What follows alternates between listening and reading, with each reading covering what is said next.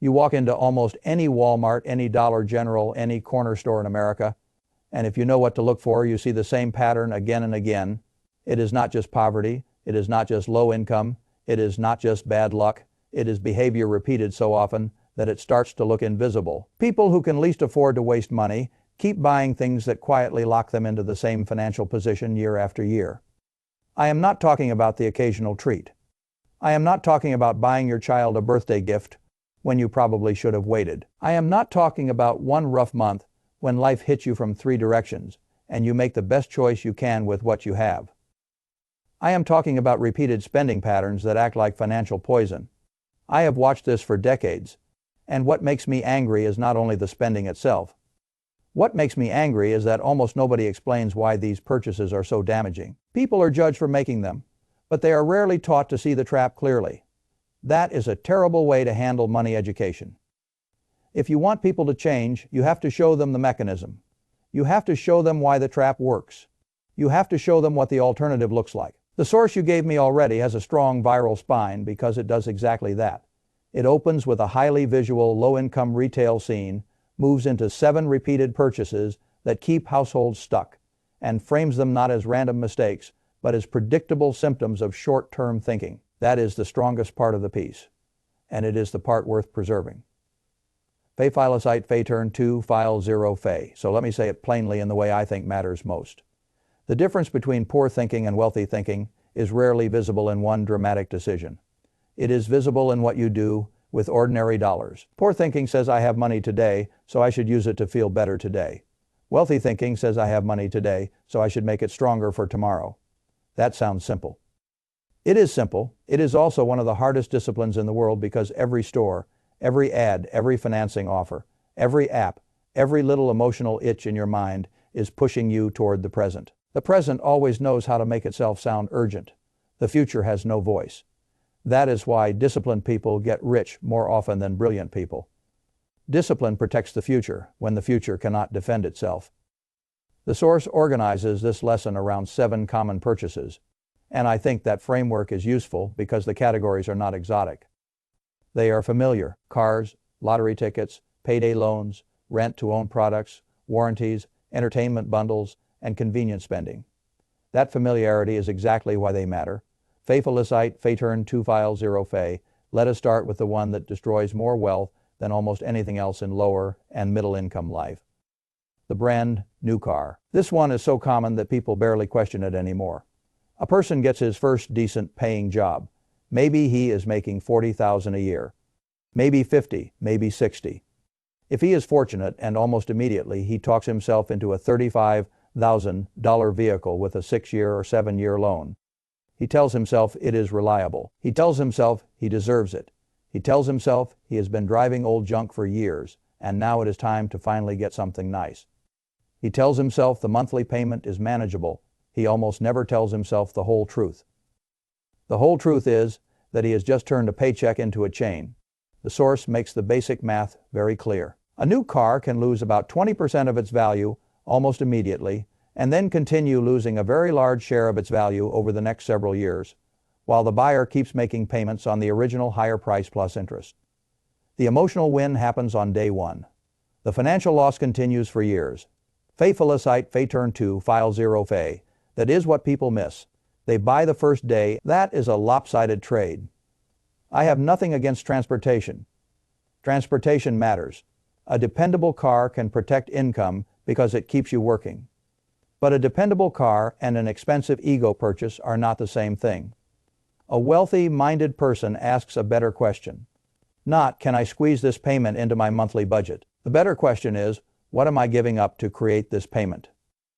If the answer is $15,000 in avoidable depreciation plus years of financing costs, then the real cost is not the sticker. The real cost is what that money could have become if left alone inside productive assets. The source hints at this in the way it compares a brand new vehicle to a reliable used Honda Accord or Toyota Camry that is a few years old. That contrast is the right contrast, because the real choice is not car versus no car. The real choice is expensive transportation prestige versus efficient transportation utility. Fay Filicite Fay Turn 2 File 0 Fay. Wealthy people understand utility much better than status-seeking people do. A used car that does the job and avoids the steepest depreciation curve is often not merely cheaper. It is structurally smarter because every time you avoid a foolish fixed payment, you create room. And room is one of the most valuable financial assets a person can have. Room to save, room to invest, room to survive a repair, room to handle a bad month, room to avoid borrowing. Most people do not get crushed because they made one spectacularly stupid decision. They get crushed because they stacked too many monthly obligations on top of each other until nothing could breathe. A bloated car payment is one of the fastest ways to suffocate a budget. The second trap is different in form, but identical in psychology. Lottery tickets and scratch-offs. The source uses the old line that the lottery is a tax on people who cannot do math. And while that phrase is a little hard-edged, the underlying point is absolutely correct. The odds are atrocious, and the spending is often concentrated among people who have the least margin to waste. Fay file a site, Fay turn 2 file 0 Fay. Now, I do not say that to mock people. A lot of people buying that ticket are not stupid. They are desperate. That is different. When life feels boxed in, a $5 fantasy can feel emotionally rational, even when it is mathematically absurd. The lottery does not sell probability. It sells temporary relief from hopelessness. That is why it is so effective. For a few dollars, a struggling person gets to imagine that none of the hard questions matter anymore. The debt disappears, the rent pressure disappears, the bad job disappears. The whole future rewrites itself in a moment. That is a powerful drug. The problem is that hope purchased through impossible odds is one of the worst investments a poor household can make. The source points out that low-income households can spend a meaningful share of income on lottery products, and then contrast that with what the same money could become if invested consistently over decades. That comparison is one of the most powerful in the piece, because it turns fantasy into arithmetic. Fay file site, Fay turn 2 file 0. Fay arithmetic is not glamorous. It is merciless. But it is fair. A person who spends $125 a month on lottery tickets is not buying a miracle. He is selling pieces of his future in exchange for a temporary emotional sensation. That is the real trade. And if you can see the trade clearly, the illusion weakens. The answer is not to scold people for wanting hope. The answer is to redirect hope towards something that actually compounds. If a person took that same money and funneled it into a Roth IRA or a plain investment account every single month, he would not get the emotional high of sudden fantasy. He would get something better. He would get an actual mechanism for escape. That matters. Because the way out of financial struggle is almost never luck. It is structure. The third trap is uglier because it feeds on emergencies. Payday loans and cash advance services. These businesses exist because they know something many people do not want to admit. A household without cash reserves is extremely vulnerable to small disruptions. A $500 problem can become a major crisis if the budget has no oxygen in it. The source lays out the brutal payday loan structure very clearly. A short-term cash need becomes a 2-week fee. That fee implies an annualized interest rate that is grotesquely high, and then the borrower rolls the loan because the original shortage never disappeared. The trap is not just the first loan. The trap is the renewal cycle. Fay file a site, Fay turn 2 file 0 Fay. That is why I've always believed emergency funds matter more than most people realize. Not because cash is exciting, not because savings accounts are glamorous, but because a little cash reserves you from having to enter predatory markets at your weakest moment. If you do not have emergency cash, every crisis becomes an opportunity for someone else to make money off your pain. That is how predatory finance works. It does not show up when you are strong. It shows up when you are cornered. The source also includes a useful practical turn here. It suggests that asking a landlord for an extension, calling a utility company for a payment plan, or speaking with an employer about an advance can all be better options than paying payday. Loan rates. That is important because good money advice should not only condemn the trap, it should offer the next best move when a person is already inside the emergency. Faithful site, Fay turn 2, file 0 Fay still. The deeper lesson is not about negotiating one crisis. The deeper lesson is that if you do not build even a tiny emergency reserve, life will keep forcing you into bad bargains. A person does not need $10,000 to begin. He needs a habit. $25 a paycheck. $50 a paycheck. Whatever begins to create separation between a minor emergency and a catastrophic borrowing decision. That tiny buffer can be the difference between stress and financial self-destruction. The fourth trap is rent-to-own furniture and electronics. Now this one is sneaky because it disguises outrageous cost inside manageable monthly payments. The source handles that well. It points out that the customer sees $69 a month or $39 a month and thinks in monthly affordability, while the store thinks in total extracted cost across years. That gap in thinking is where the profit lives. Fay falecite fay turn, 2 file 0 fay. This is one of the oldest tricks in money. Never discuss total cost. Only discuss monthly payment. The moment a person learns to think in monthly payment alone, he becomes extremely easy to exploit. Because almost anything can be made to look affordable if the timeline is stretched far enough. That couch is only $69 a month. That television is only $39 a month. That furniture package is only a little more each week. And before long, the household has committed itself to paying far above retail because it bought comfort before it had the capacity to buy wisely. I understand the emotional appeal. Nobody wants his home to look broken. Nobody wants to feel poor every time he sits down. Nobody wants to bring people into a place that feels unfinished. But if you are paying 4 times retail for a couch, you are not buying dignity. You are leasing a financial handicap. The source does the right thing by contrasting that with used furniture markets such as Craigslist, estate sales, thrift stores, or Facebook Marketplace. That practical substitution is key because the right answer to bad spending is often not abstinence. It is a humbler version of the same function. Fay falecite fay turn 2 file 0 fay. This is a lesson people need over and over. You do not have to reject comfort. You do have to reject expensive vanity masquerading as comfort. A used table still holds dinner. A used couch still lets you sit. A used dresser still stores clothing. The function matters more than the ego, and once you start caring more about function than display, your financial life gets stronger very quickly. The fifth trap is more respectable, looking, which is one reason people rarely question it, extended warranties and insurance on small items. The source goes through examples such as a laptop protection plan or monthly phone insurance, and makes the core point that these add-on protections are often overpriced relative to the actual risk, especially when many devices either fail early under existing warranty windows or last far beyond the coverage term. Fay falecite fay turn 2 file 0 fay insurance is one of the most misunderstood subjects in personal finance. The rule is simple. You insure against catastrophic loss. You do not insure every minor inconvenience, house, car, health, life if others depend on your income. Those are sensible things to insure because the financial damage from loss would be severe. But a protection plan on headphones or an insurance package on a phone often makes sense only for the seller. He is collecting a large stream of small premiums against a risk that is either already partly covered or not disastrous enough to justify the cost. This is another place where self-insurance becomes intelligent. The source suggests taking the monthly insurance cost and putting it into a separate savings pot instead. That is a very sensible form of self-insurance for small electronics and non-catastrophic replacement needs. If the item never breaks, you keep the money. If it does break, you have built your own reserve. Fay falecite fay turn 2 file 0 fay. That is exactly how wealthy thinkers operate. They reserve commercial insurance for big blows and use savings for smaller shocks.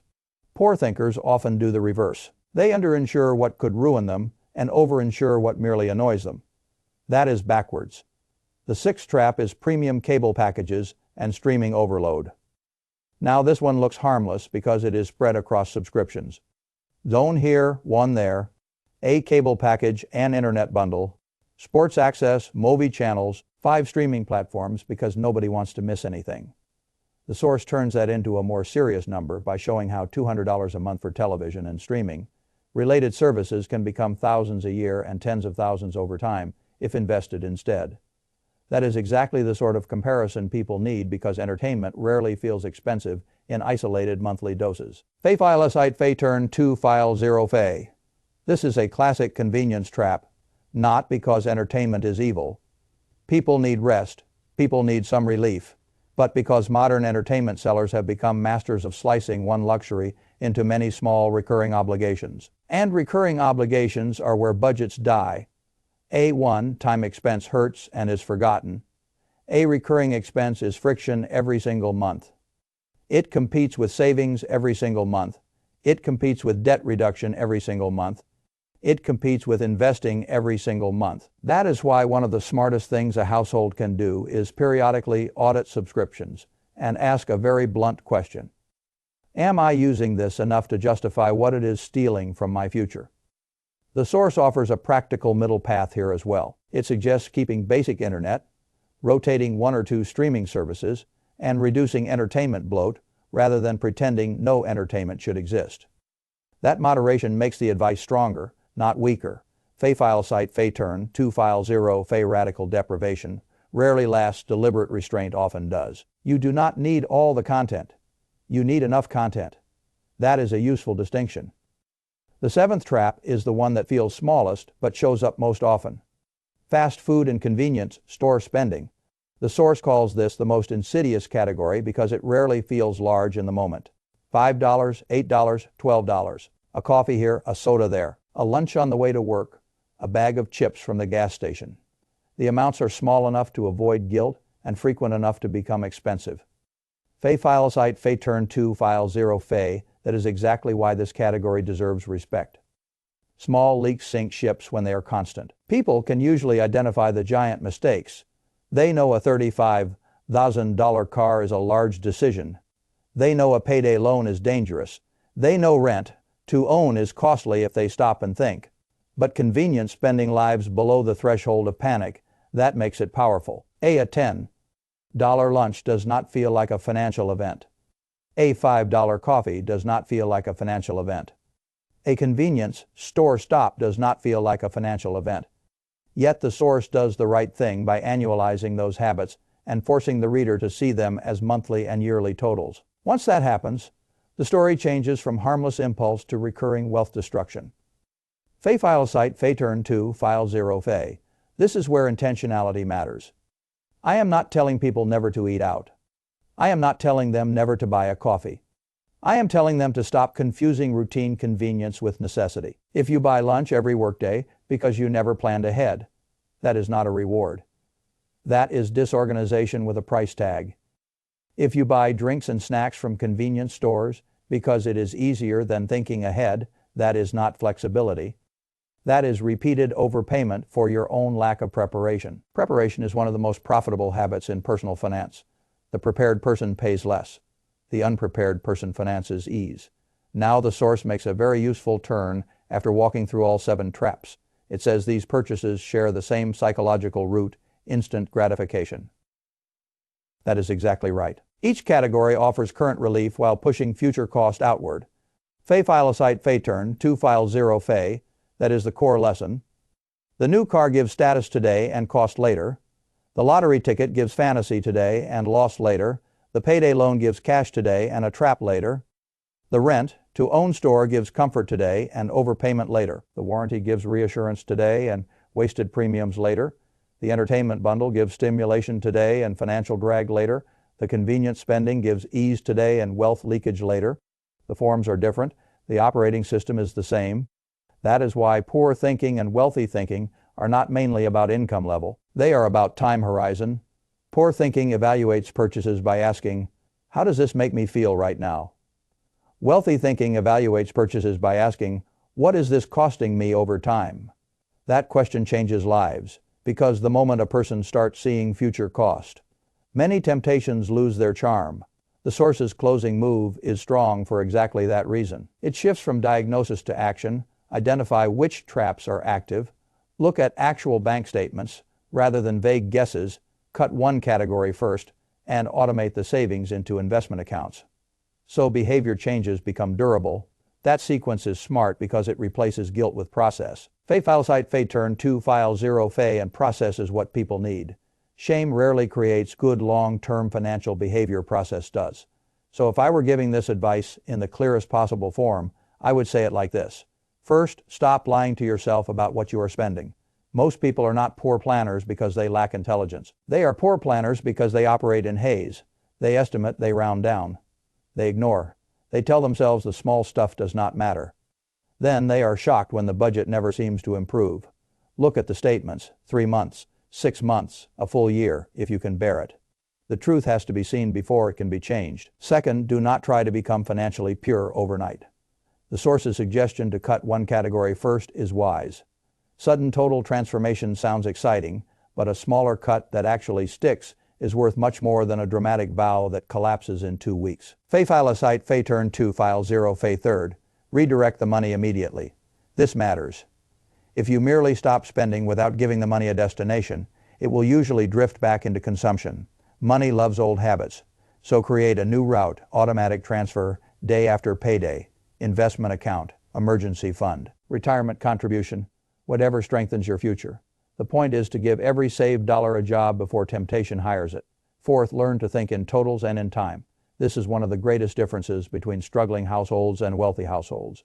Struggling households are often forced to think in cash flow fragments. Can I cover this today? Can I handle this week? Can I make this payment this month? Wealthy households think in total cost and compounding consequence. What does this become over 5 years? What does this cost in foregone investment growth? How many months of freedom does this payment destroy? That is the kind of thinking that gradually pulls a person upward. Fifth, understand that discipline is not punishment. It is protection. The source ends by arguing that the people who win with money are not necessarily the smartest or the highest earners, but the most disciplined. That is one of the strongest lines in the original, because it reframes financial success as repeated behavior, not identity. Fay falicite, Fay turn 2, file 0, Fay. I think that is exactly right. People romanticize intelligence too much and discipline too little. The market does not pay you for sounding clever. Your bank account does not grow because you understand financial jargon. Your net worth does not improve because you watch 10 hours of money content. It improves because you put distance between what you earn and what you consume. It improves because you stop renting comfort at abusive prices. It improves because you stop handing over your future in exchange for present relief. It improves because you automate the boring things and refuse to let emotion run the system. That is what real wealth building usually looks like. Not glamorous, not cinematic, not sudden, just a series of small refusals and quiet redirections. That is why I do not think the deepest lesson in this piece is really about 7 products. It is about how consumer life is designed to keep weak financial systems weak. Everything is offered in easy terms. Everything can be financed. Everything can be justified. Everything can be broken into manageable monthly pieces. Everything can be framed as a deserved reward if you do not build an internal filter against that machine. The machine will eat your future one easy purchase at a time. So yes, identify the 7 traps, but understand what sits beneath them. A culture of immediate relief, a budget with no oxygen, a household trained to ask only whether it can survive the next payment rather than whether the payment should exist at all. That is the real enemy. And the good news, if you want to call it that, is that this can be changed much faster than people think. Not by miracle, not by luck, by seeing clearly, by cutting deliberately, by redirecting automatically, by repeating patiently. If a person can do that, then 1 avoided car payment, 1 ended subscription bundle, 1 abandoned lottery habit, 1 emergency fund contribution, 1 packed lunch, 1 used piece of furniture, 1 self-insured phone replacement fund can begin doing something remarkable. They begin widening the gap between survival and progress. And once that gap opens, even a little, the whole trajectory of a life can change. That is how wealth begins for most people, not with a windfall. With one honest decision after another. That is not a flashy answer. It is the one that still works.